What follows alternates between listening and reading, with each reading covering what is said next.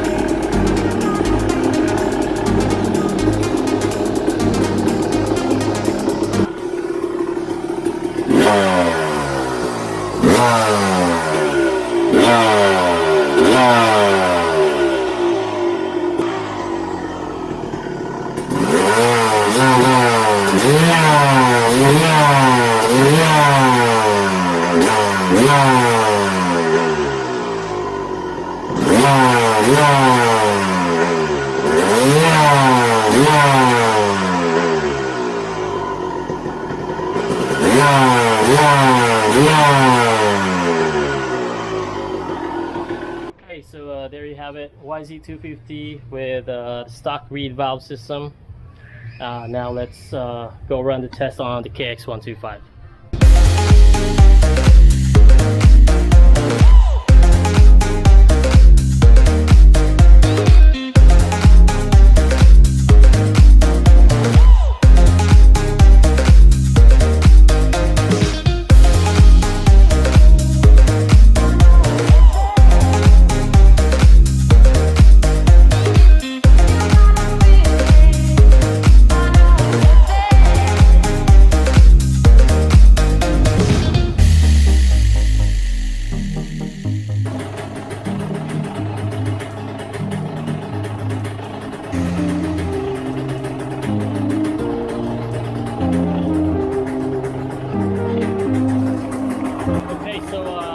Kx125 cylinder head temperature is now at 50 degrees. Let's go ahead and recheck.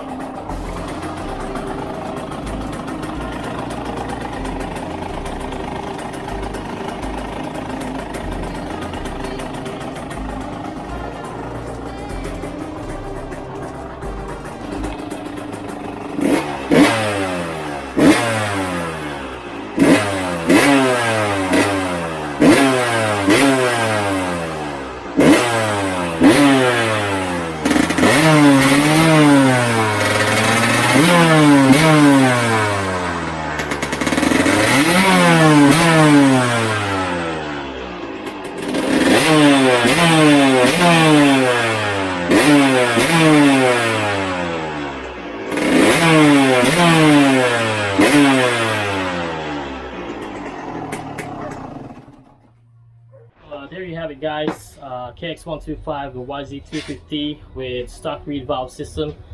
And now I'm gonna leave you guys for a bit so I can install these bad boys, and when I get back we're gonna run part 2, so stay tuned.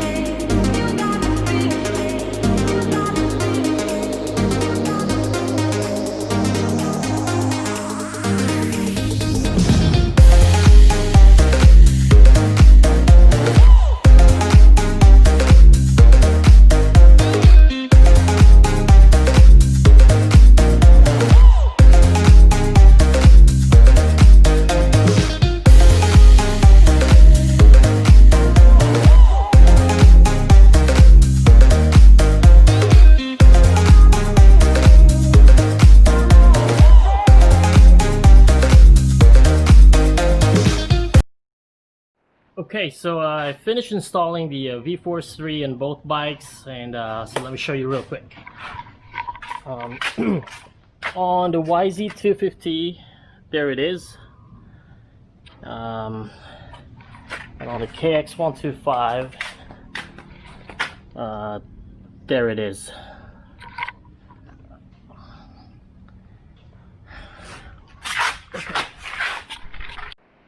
And these are the old reed valves that I took up from the bikes. This one's from the YZ250, and this one's from the Kx125. And the installation on the YZ250 was pretty much plug and play. However, on the Kx125 it was a little bit different because the intake port is a bit smaller than the reed cage part that goes inside it. So you will have to port the intake walls a little bit to make room for the reed cage to fit it in. But I didn't want to do that, so what I did was I added a spacer in between. That way that reed cage part is recessed into the spacer, and so it doesn't touch the intake port walls. And that's how I did it. And I think at this point we're pretty much all set and ready to go for part 2. So why don't we go ahead and run part 2 and see what they sound like with the Vforce3 reed valve system installed.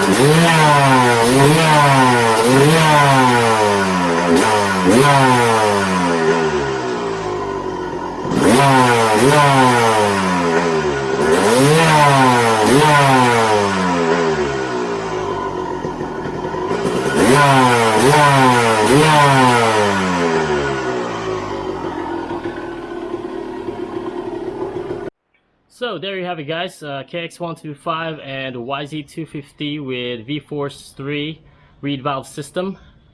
And so far so good. I think the bikes sound a bit better, more crisp, and whenever I twist the throttle, it felt like the bikes have gotten a bit more responsive. But I really can't confirm that until I can go out there and hit the trails. But what do you guys think? Feel free to let me know in the comment section.